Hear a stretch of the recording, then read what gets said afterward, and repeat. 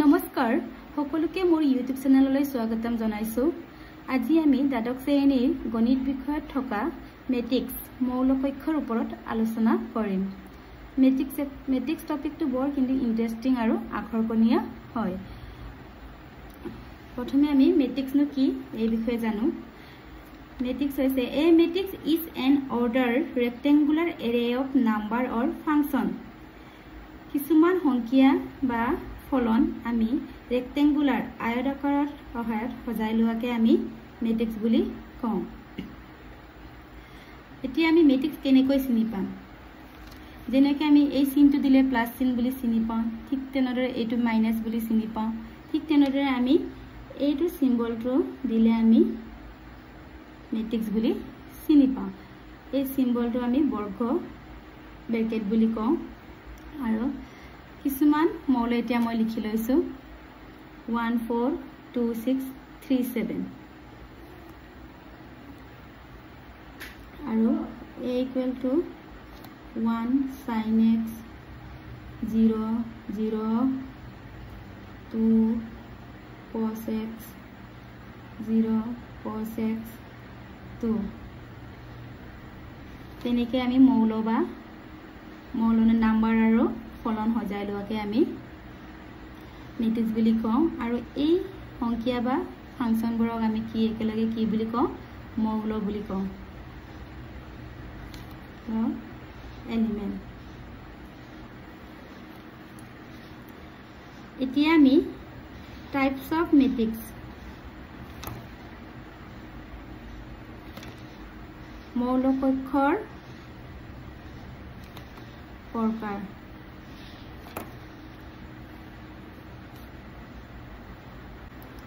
এক নম্বৰটো হৈছে আমাৰ স্তম্ভ মৌল কক্ষ কুলম মেট্ৰিক্স। মাত্ৰ এটা স্তম্ভ বিশিষ্ট মৌল কক্ষক স্তম্ভ মৌল কক্ষ বোলা হয়। উদাহৰণস্বৰূপে আমি ভাৰ্টিকেলি বা থিয়কৈ কিছুমান মৌল লিখো, যেনে 1 2 3।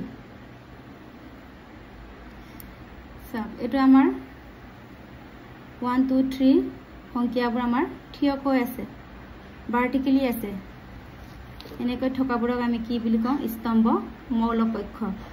আৰু আমি ইয়াক চি আখৰেৰে চিহ্নিত কৰোঁ। 2 নম্বৰটো হৈছে আমাৰ শাৰী মৌল কক্ষ ৰ মেট্ৰিক্স। ৰ মেট্ৰিক্স হৈছে মাত্ৰ এটা শাৰী বিশিষ্ট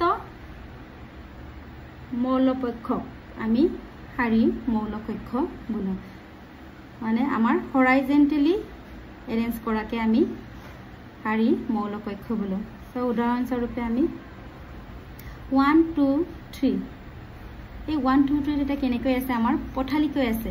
থিয়কৈ থাকিলে আমাৰ স্তম্ভ বুলি কওঁ, আৰু পথালিকৈ থাকিলে আমাৰ মানে আমাৰ ঘৰুৱা বকা যদি হৈ থাকে তেতিয়া আমাক কি শাৰী মৌল কক্ষ বুলি কওঁ। এইটো আমি আকৌ শাৰী মৌল কক্ষটো আমি আৰ আকাৰেৰে আমি চিহ্নিত কৰোঁ। এতিয়া 3 নম্বৰটো হৈছে মৌল কক্ষৰ ঘাত order of matrix. Order of matrix হৈছে এনটা শাৰী আৰু এনটা স্তম্ভ বিশিষ্ট মৌল কক্ষ এটাক m × n ঘাতৰ মৌল কক্ষ বোলা হয়। আমি মৌল কক্ষৰ এটা ঘাতৰ সূত্ৰ এটা আছে, যেনে a11 a12 a13 তেনেকৈ আমাৰ a1n, আকৌ a21 a22 a23 a2n, তেনেকৈ আকৌ a33 লাইন a41 তেনেকৈ গৈ থাকিব। লাষ্টত am1 am2 am3 am10।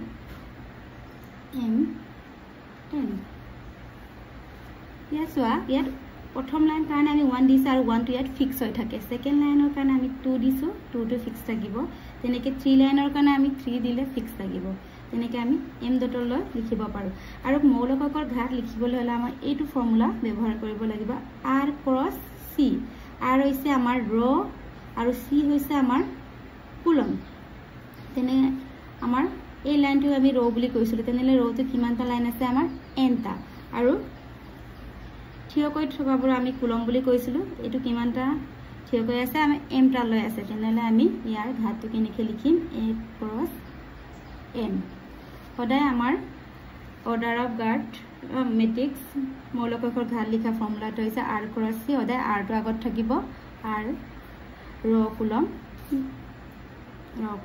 এটা এক্সাম্পল হিচাপে লওঁ a ইকুৱেল টু আমাৰ 1 2 3 0 1 2 ইয়াৰ মৌলকক্ষৰ ঘাত কিমান হ'ব বুলি খুজিলে চাওক ইয়াত কেইটা লাইন আৰি আছে আমাৰ এটা আৰু দুটা এখানে আমাৰ ৰটো আগৰ লিখাৰ কাৰণে আমি 2 লিখো তারপর আমার ক্রস চিহ্ন আহিলে এটা কুলম কেটা আছে কেটা লাইন আছে 1 2 3 তেনেহলে আমাৰ মৌলকক্ষৰ ঘাত কিমান হ'ব 2 ক্ৰস 3 তেনেকৈ আমি মৌলকক্ষৰ ঘাত লিখো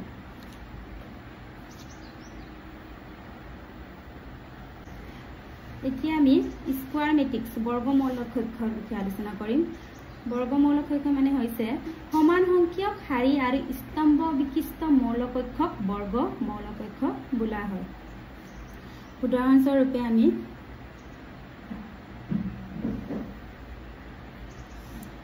আমি কি কৈছিলো শাৰীও একে হ'ব লাগিব আৰু কুলমও আমাৰ একে হ'ব লাগিব 4 6 7 দুটা লাইন কিন্তু তিনটা লাইন আছে আকৌ 0 0 1 yes হাৰি কিমান আছে এটা লাইন দুটা লাইন তিনটা লাইন 3 ক্রস আকৌ এটা লাইন দুটা লাইন তিনটা লাইন 3 ক্রস 3 মুঠতে বৰ্গ 3 ক্ৰস 3 আমাৰ কিমান হ'ব 9 মৌলৰ সংখ্যাটো কিমান হ'ব 9 বা 2 ক্ৰস 2 লিখিব পাৰে 4 হ'ব আকৌ 1 ক্ৰস 1 লিখিব পাৰে 1 তেনেকৈ 4 ক্ৰস 4 লিখিব পাৰে কিমান হ'ব আমাৰ 16 মুঠতে যি কেটা আমি সংখ্যা বৰ্গমূল বা বৰ্গ কৰিব পাৰো এইবোৰ হৈছে আমাৰ বৰ্গমূলকক্ষ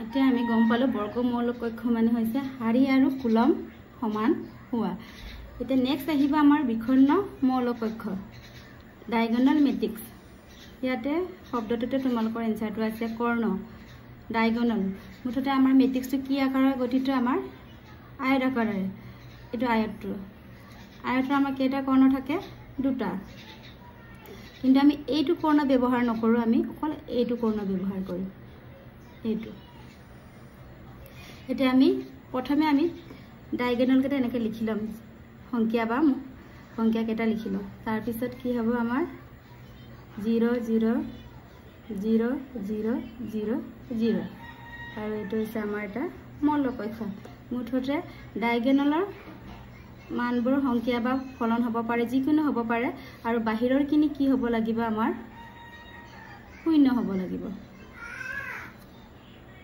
এতিয়া নেক্সট হৈছে আমাৰ স্কেলাৰ মৌলকক্ষ এক্সাম্পল হিচাপে ইয়াত 2 2 2 ডায়াগোনাল কেটা আমি লিখি ললো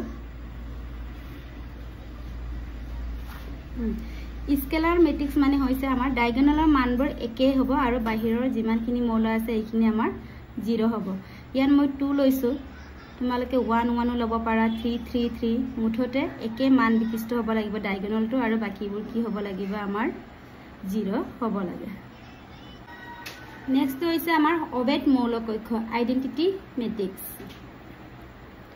উদাহৰণস্বৰূপে লওঁ আমি প্ৰথমে ডায়াগোনাল কেটা লিখিলো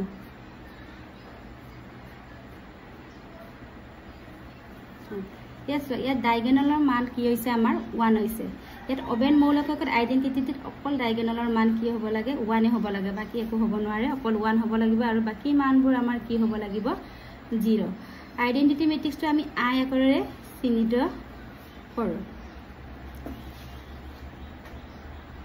আই ইকুৱেল আমাৰ অৰ্ডাৰ 3 ক্ৰস 3 কিমান হ'ব 1 0 0 0 1 0 0 0 1 3 ক্ৰস 3 আকৌ 2 ক্রস 2 কি হ'ব 1 0 0 1 এটো মনত ৰাখা বহুত দৰকাৰী কাৰণ আমি পিছত এটো এপ্লাই কৰিব লাগিব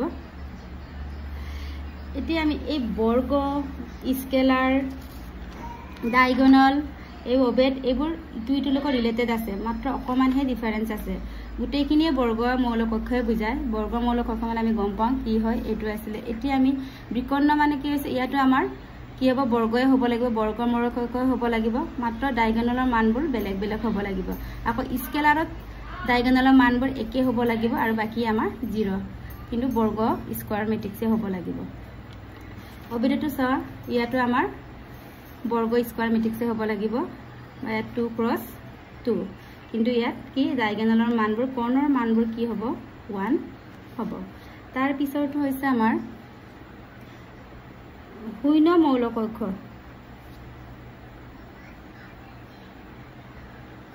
0 মেট্ৰিক্স 0 মানে আমি কি বুজাম a ইকুৱেল টু আমাৰ 0 0 0 মৌল কক্ষটো আমাৰ কি হ'ব লাগিব 0 0 তাৰ পিছত হ'ব আমাৰ সমতা বা সমান ইকুৱেলিটি অফ